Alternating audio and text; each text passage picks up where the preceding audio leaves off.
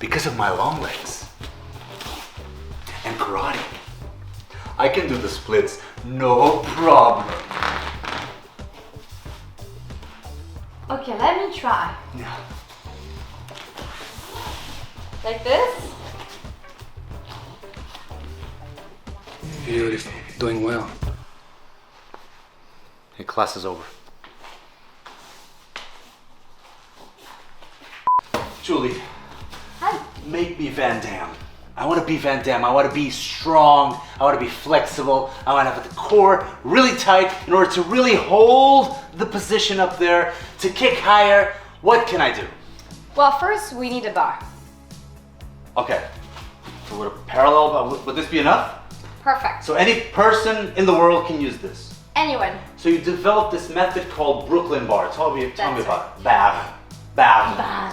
Exactly. She's from France. I am. So I'm a former professional ballerina and fitness instructor in New York City, and I made this method where I combine ballet and fitness Pilates for you to get super strong while lean muscles. This is making ballet moves accessible to anyone, but you don't have to do it the ballet way. I basically took everything that is very efficient and challenging in ballet, mixed it with Pilates exercise, made it dynamic, and that gave Brooklyn Bar. So first exercise that we can do is what we call a Curtsy Lunge. You might do this in your workout where you have your foot here and you're on your toes. We call it demi point, right? So we're here, hand on the hip, and then you're just gonna kick to what's called a à la seconde attitude, because the ballet terms are in French.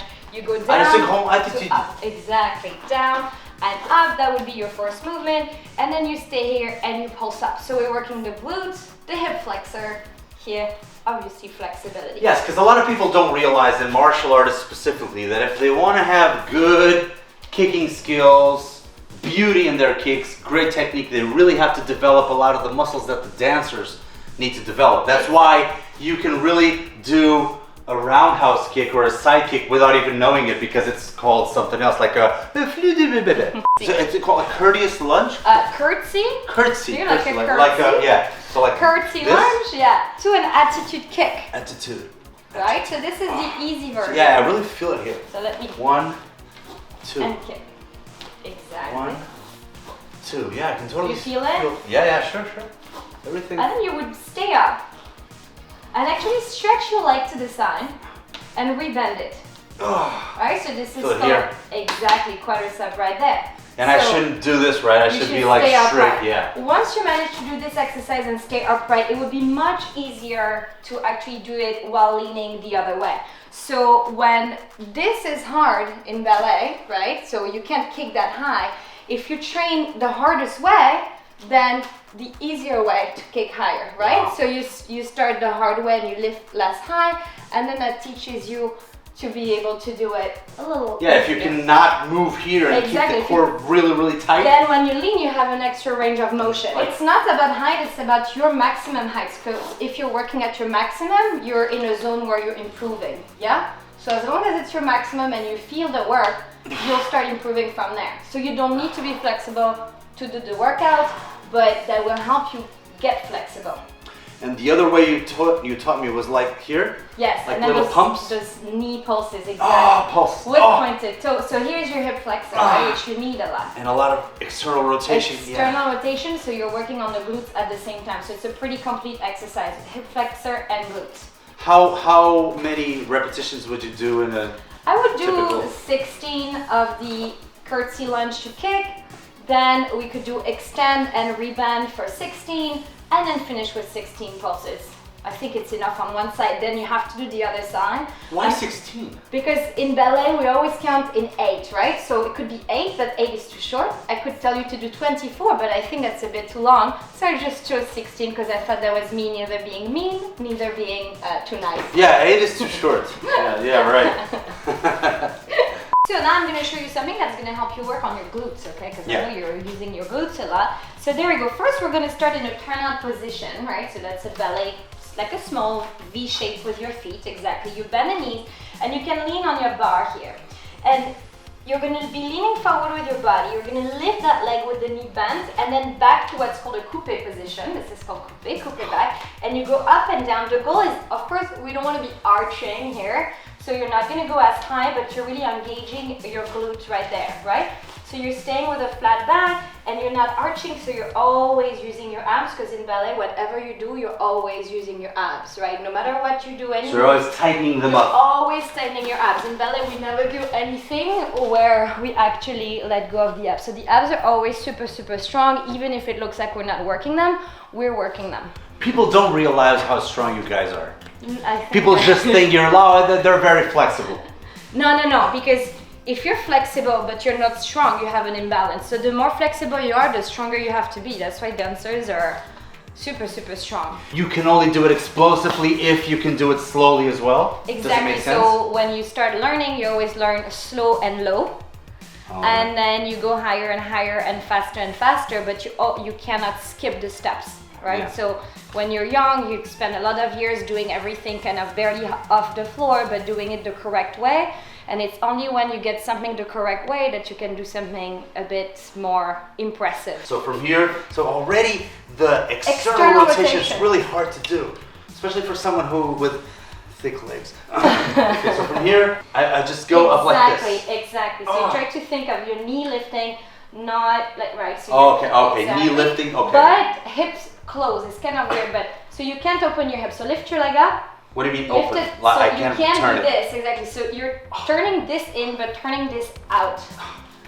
And it's this opposition that's really going to make you work your upper glute and also the outer. Does it go like this? Yeah, perfect. I And have then no you idea speed what it I'm up, doing because right we now. said we were advanced over here. So speed it up, down and up, because Brooklyn bar is dynamic, right? So you would go exactly. So tell me the tempo, like So ba. and up and down, Oh. and up and down, and up and down, and up and down. And then you're sure to get some glutes of steel in a few sessions. Jesus Christ. And the other leg stays like this, like chamber, Exactly. right? So what do you feel in that other leg? Your quadriceps working? Your I don't know what I feel. I don't feel anything anymore. Thank Yeah, you. he's not feeling 16 repetition, right? This reminded me of something. One of my favorite movies. It's like a guilty pleasure. It's called The Goodbye Girl from 1977 or something. What's this? It's like classical or modern type? This is like an older version of Pilates that mixes a bit of ballet. It's nothing really traditional, what I'm seeing, but it's quite cool. I kind of want to really do this right now. But it's based on Pilates, and you can obviously see the elements of ballet. All of these muscles we work in Brooklyn Bar. Now they're working their quadriceps, right? So what they're doing is they're working group muscles, but while trying to move in an elegant manner and having a nice ballet posture. So this is what this is. This is not traditional Pilates, but I can see how there is some basis to traditional Pilates in there. Wow. So for the next one, I want you to work on your hip flexor and also on your glutes, right? So what you need for your martial arts. So let's say you have the hand on the hip, your profile to the bar, you're doing a high knee, so it's a knee to chest. Extra point, bonus if you point your toes. And then from here, when you extend back, you bend this knee, make sure that your knee goes straight here, so neither in nor out. And remember what we just talked about with the attitude? It's not like this. Oh, yeah. Strong core, tuck your tailbone, and then you bring it up. So it's 1 and 2 and 3 and 4, because Brooklyn Bar is dynamic, just like ballet, right? So you would have this one, and then you'd be here. And then you stay bent, and you have these knee drives where you're really working your core, hip flexor, and you're going to really feel this in your standing leg. Then you keep extending into your arabesque turned in, and then we're going to pulse down, make sure your knee goes straight, and then you're sure to feel a burn in your glutes, let me tell you. Oh, after all of that, I'm sure the burn will only take like 2 reps. I can't wait to see you try it. Okay, so like this, high knee. Yeah, exactly. High knee towards my chest. Extra points here. I want those Perfect. extra See, points. memory, there you go. And now, squeeze belly. Bend all this the way up. standing knee a lot. Exactly, good. And then this is not very ballet-like, but you're gonna turn in, so parallel. Oh. That's right. We loved it. So it's Good. dynamic. Dynamic. And Yeah, right? So that's the point with bars. It's a fun workout. It's not like... is it a straight line? Am I doing a straight You're line? doing it perfectly. Actually, I'm impressed. I will sign you up for the next Bolshoi audition. Of course. And from here? Now you stay down. Before doing these, do the knee drives. Oh yeah. I know you don't want to. So it's knee in and out. And you know what? Extend your arm, this arm, up over your head over here, so that it also makes you work your back. You know, it's kind of useful. I feel my glutes so hard. So don't move anything and do it faster. In and out. In and move nothing but your knee. That's right.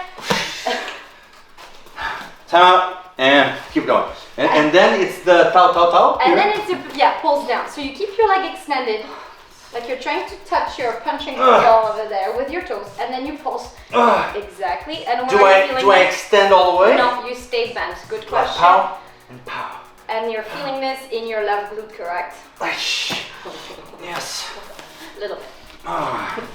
And then we're supposed to switch to the other side, but I'm gonna grab a beer. Ballet is hard, right? We're watching like a casting for dancers. Yeah. And it's like this casting director or the choreographer is showing them the dance. Yeah. And they do like 100 moves. And then it's like, okay, now you guys. Yeah. Do you really have that choreography memory? Exactly. Yes, we do. So we probably showed them a couple of times before.